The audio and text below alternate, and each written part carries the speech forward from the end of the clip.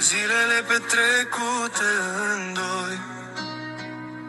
Nimeni nu intervenea între noi, tu și eu amândoi.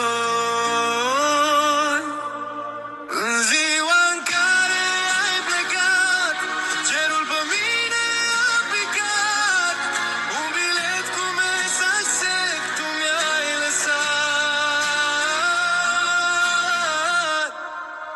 A trei persoane a intrat între noi și a ruinat tot ce aveam noi.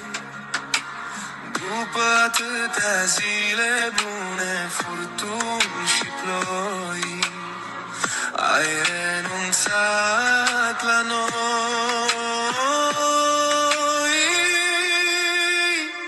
În ziua în care ai plecat, cerul pe mine a picat.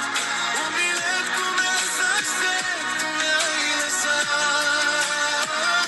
În ziua în care ai plecat, cerul pe mine a picat. Un bilet cu mesaj sec tu mi-ai lăsat. Să te iert, dar prea multă durere a urmat. Chiar și în prezent tot n-am uitat cât de greu a fost când ai plecat. Nu pot ierta golul ce l-ai făcut în inima mea. Adânc o rană deschisă voi avea.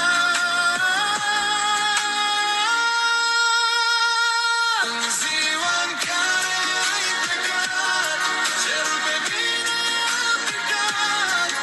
Un bilet cu mesaj sec tu mi-ai lăsat. În ziua în care ai plecat, cerul pe mine a picat. Un bilet cu mesaj sec tu mi-ai lăsat. Ce crezi acum? Am ales să mă duc și pornesc pe un nou drum, dar inima nu voi mai da.